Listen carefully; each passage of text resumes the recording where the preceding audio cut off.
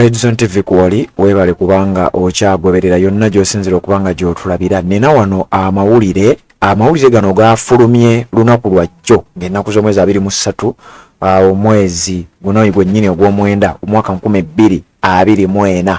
Ampuliriza amawulire gano wakati nga ba diplomats ab'eggwanga erya Uganda abakungu nga batikkibwa enkya n'eggulo nga bakomezebwawo ku butaka mu ggwanga erya Uganda, wakati nga tukyali mu mawulire ag'ennaku ag'okufa kwa munnakibiina ekya National Unity Platform omukyala amanyiddwa nga Jole Mugisha, wakati nga tukyagenda mu maaso n'okukungubaga waliwo omukungu owa gavumenti ono nga yakwatiddwa mu ggwanga erya Kenya. We nakoledde eggulire lino ng'ono yamaze dda okuba nga akwatibwa. Simanyi kikutwalidde ebbanga ki okufuna amawulire gano, wabula waliwo omukungu oyo gwolaba ku screen yo bamuyita Dr. Caroline Asiimwe. Ono nga mukungu owa omukago gwa East Africa ogumanyiddwa nga East African Community era nga diplomat ayina ekifo ekinene. Kigambibwa nti yakwatiddwa mu ggwanga erya Kenya bwe yabadde agenze eyo, wabula ebyamukwasizza tebinnaba kubeera nga bitegeerekeka. Bamukutte batya? Mukutu gwa Red Zone TV webale kubeerayo ng'okyagoberera yonna gy'osinzira okubanga gy'otulabira. Amawulire genjagala okubanga nkuwa enkya y'olunaku olwaleero ge mawulire ag'omukyalo oyo gwe nkugambye, oyo gwolaba ku screen yo, kugambye bamuyita Dr. Caroline Asiimwe. Yakwatiddwa ku mwalo e Mombasa, ku airport e Mombasa, okusinzira ku mukutu ogumu ku mikutu egy'amaanyi mu ggwanga ogumanyiddwa nga Chimp Reports gugamba nti Dr. Asiimwe Caroline yabadde atambudde ku kye bayita official business ng'agenda kwatendinga meeting eya East African Community. Eno nga yabadde egenda kubeerawo olunaku olwajjo olw'Emmande ku makya mu kibuga ekya Mombasa, ku mwalo ogwa Mombasa. Wabula kigambibwa nti yabadde yakalandinga mu kibuga ekyo, poliisi y'eggwanga erya Kenya ne bamujimbirawo ne bamukwatirawo ku nsonga ezitannaba kubeera nga zitegeereka. Wabula enkwata gye bamukutte, enkwata eyo yo njagala kujja mbere nga njikunyumiza okusinzira ku sources ez'enjawulo ze tulina wano obeere ng'ogategeera bulungi nnyo. Omukungu yakwatiddwa wakati ng'abakungu ba gavumenti, ba diplomats, ba ambassador, ba deputy ambassador, abakungu okuva mu embassies ez'enjawulo ab'eggwanga erya Uganda bazze, abamu batikkibwa badeployingibwa, abalala babadde nga bakwatibwa. Kati noono yakwatiddwa, kanzije mbere nga nkunnyonnyola butya bwe bamukutte. Assalamu alaikum wa rahmatullahi wa barakatuh. Amanya n'eddoboozi Haji Abudu, omusomi w'edduwa. Nkola ku nsonga ez'enjawulo, emirimu nga gikutataganyeko, ebyenfuna byo nga bidobonkanye, ne oba oli bweru wa ggwanga emirimu gya kucankalanako. Jangu kusomere ku dduwa. Okuva nedda edduwa zaabaawo, edduwa zisomebwa, omuntu n'otereezebwa mu mbeera yonna ebadde ekwesibyeko akanyaaga. Nina ekyoto kye nsobola okukumira wadde oli bweru wa ggwanga nga toli kumpi wano n'ofuna omukisa ogwo nawe n'osomerwako ku dduwa nga nkuteddeko n'akabaani. Allah ajja kukusaasira, ajja kwanukula. Kuba ku namba yange y'essimu 0752 44 71 56 ne ku WhatsApp kwendi mpereza obubaka sobole okukuyamba. Assalamu alaikum wa rahmatullahi wa barakatuh. Yes, webale kubanga okyagoberera omukutu ogwa Red Zone TV yonna gy'osinzira okubanga gy'otulabira. Bw'oba tonaba kubanga osubscribe nga kikole, kirira wansi awo olaba ekigambo subscribe kikwateko, kwata kade ka notification ogenda kuba tomissinga nsonga yonna. Omukyalo oyo gwolaba gwe nkugambye yakwatiddwa mu ggwanga erya Kenya, yabadde agenze ku lutambula oluli official bakye bayita official business mu ggwanga eryo, mu meeting eyabadde eya East African Community eyabadde egenda okubanga ebeerayo olunaku olwajjo olw'Emmande ng'ennaku z'omwezi 23 mwezi gwa mwenda 2024. Kigambibwa nti yakwatiddwa okusinziira ku mukutu ogw'amawulire official website eya omukutu guno ogumanyiddwa nga Chimp Reports. Ekiwandiiko kino kye baataddeyo kye njagala okubanga nkusomera obeere ng'okitegeera bulungi nnyo. Omukyalo ono yakwatiddwa atya? Wuliriza. Okusinziira ku mukutu guno bagamba bwe bati: a senior East African Community diplomat Dr. Caroline Asiimwe has been arrested in Kenya. Nti omu ku bakungu ab'ebitiibwa ba diplomat owa East African Community nga munnansi w'eggwanga erya Uganda yakwatiddwa mu ggwanga erya Kenya. Asiimwe, who is the executive secretary of the Kiswahili Commission, was detained at Mombasa International Airport on Sunday night. Nti yabadde agenda okwatendinga meeting ey'oku Monday ku makya olunaku lwe Sunday ekiro yakwatiddwa mu ggwanga erya Kenya ku kisaawe ky'ennyonyi e Mombasa, era yakwatiddwa ng'ono asiimwe ye executive secretary ow'olulimi oluswahili mu kitongole kino oba mu mukago guno ogwa East African Community, executive secretary of the Kiswahili Commission. Era kigambibwa nti ku mwalo ya Mombasa ku airport ennene yemanyidwa nga Mombasa International Airport Sunday ekiro ekyakeesa ku lunaku olwajjo yakwatibwa era ne bamudetaininga ku nsonga ezitannaba kubeera nga zitegeerekeka. Bwe tugenda maaso n'ekiwandiiko nga bagamba the circumstances for her arrest remain unclear, ebyamukwasizza tebinnaba kubeera nga bitegeerekeka. Efforts to obtain a comment from the Kenyan police early Monday morning were yet to bear fruit.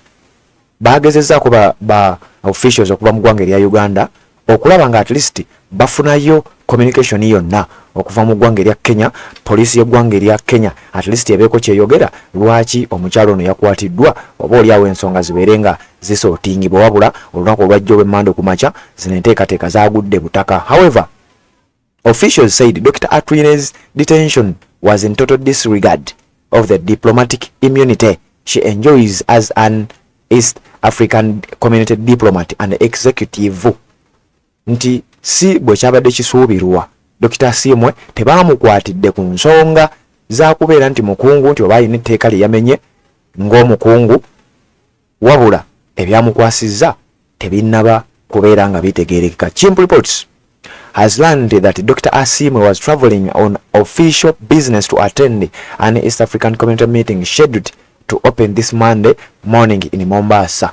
Okusinziira ku mukutu guno gwa Chimp Reports bagamba nti Dr. Asiimwe Christine yabadde atambulidde nga bwe ku kibayise official business era ng'agenda kuatendinga meeting ya East African Community eyabadde eteekeddwa okuba nga egenda kutandika olunaku olwa Mmande olwajjo wiiki eno yennyini era ng'olutuula luno lubadde lugenda kutwala ennaku eziwererako ddala. Kigambibwa kino yabadde atambudde ng'agenda kubeera nga atendinga olutuula luno nga bwe nkugambye nti mukungu, era nga si mukungu bukungu, wabula ye executive secretary of the Kiswahili Commission mu mukago guno ogwa East African Community. Ejjukira gugatta ensi eziwererako ddala nga n'eggwanga erya Democratic Republic of Congo, amawanga nga Rwanda, Burundi, amawanga nga South Sudan gonna gaagattibwa mu mukago guno, era ensonga eno yagikwasaganya ey'okutumbula olulimi oluswahili mu mawanga gano gonna agakola omukago ogwa East African Community. Wuliriza okusinziira ku kiwandiiko kino nga tukyagenda maaso nga bagamba on arrival at the airport she was arrested by the Kenyan Security Services. Nti yadde yakatuuka ku kisaawe ekya Mombasa International Airport, poliisi y'eggwanga erya Kenya ne bamuliirawo awatali kunnyonnyola nsonga yonna, oba oliawo waliwo ekiri emabega w'ebintu bino. Her arrest has sent shockwaves among staff of East African Community and bring to question whether partner states respect various protocols. They are part 2. Nti okwatibwa kwono kwaleese ekyekango, kwaleese entiisa, era bannamemba ab'omukago guno gwa East African Community amawanga ag'enjawulo baasigadde bennyamivu nnyo nga beeraliikirivu oba ddala enkolagana ey'amawanga gano ddala ekyaweebwa ekitiibwa olw'ensonga nti omukyalo ono yakwatiddwa ate nga tewali kunnyonnyola. The Kenyan police must issue a statement on the detention of their senior diplomat, said a source who preferred anonymity to speak freely. Omu ku bakungu yavuddeyo n'ayogera ng'asaba poliisi y'eggwanga erya Kenya ebeeka at least kyeyogera. Dr. Asiimwe is a researcher and promoter of Kiswahili within the East African Community region. Nga bwe nkugambye nti omukyalo ono Dr. Asiimwe akigambibwa nti musajja mukyala munoonyereza, mukyala atumbula olulimi oluswahili mu mukago oba mawanga agakola omukago ogwa East African Community. Earlier this year, Asiimwe, who also has been teaching at Makerere University, appealed to member states to develop capacity intervention programs plus strategic guidelines on how the language is supposed to be used to realize their dream of making Kiswahili an official language. Nti omwaka guno bwe gwali gutandika, omukyalo ono asomesa ku Makerere University yasaba amawanga agakola omukago gwa East Africa nti bateekemu nnyo amaanyi era batumbule olulimi oluswahili mu mawanga gano agakola omukago gwa East Africa mu kaweefube ow'okulaba nga bafuula olulimi olwo okubeera nga national language ey'omukago ogwa East Africa. Jjukira waliyo kye bayita political federation ekyokubeera nti omukago guno gufuukira ddala eggwanga eryetongodde nti eggwanga erimu kyesimanyi oba gw'okiraba otya yonna gy'osinzireyo gy'otulabira wabula embeera bw'etyo bw'eri omukyalo eyakwatiddwa ku nsonga ezitannaba kubanga zitegerekeka mu mukutu gwa Red Zone TV weebale kubanga okyagoberera yonna gy'osinzire okubanga gy'otulabira bw'oba tonna subscribinga kikole kirira wansi awo olaba ekigambo subscribe kikwateko kwata kade ka notification abeere nga tomissinga nsonga yonna nga sinava wano ngenda kusooka nkutegeeze kuba Moto Online bano nyongera okutegeeza nti ayagala lesson notes, ayagala research reports, ayagala research proposals n'ebintu ebirala byonna ebyekuusa kusoma, ayagala past papers naddala okuviira ddala ku levels zonna nursery, primary, secondary ne university. Ensonga zonna ojja kuba ozifuna. Tebeetaaga kutambulira, tebeetaaga kukubira simu wabula genda ku search engine yonna gy'okozesa ogende ku website teekamu www.motoonline.com ojja kuba obalaba ensonga zonna zijja kuba zitambulira ddala bulungi nnyo. Mwebale mwenna abakyatugoberera ku mukutu guno ate na subscribinga kikole tubeere nga ate tweyongerayo tuwuliziganye mu updates eziddako. Assalamu alaikum warahmatullahi wabarakatuh. Amanya n'eddoboozi Haji Abdul omusomi w'eddwa. Nkola ku nsonga ez'enjawulo emirimu nga gikutataganyeko ebyenfuna byo nga bidobonkanye ne oba oli bweru wa ggwanga emirimu gya kucankalanako jangu kusomere ku ddwa okubeda nedda eddwa zaabaawo eddwa zisomibwa omuntu n'oterezebwa mu mbeera yonna ebadde ekwesibyeko ekusibyeko akanyaga. Nina ekyoto kyensobola okukumira wadde oli bweru wa ggwanga nga toli kumpi wano n'ofuna omukisa ogwo nawe n'osomerwako ku ddwa nga nkuteddeko n'akabaani Allah ajja kukusaasira ajja kwanukula.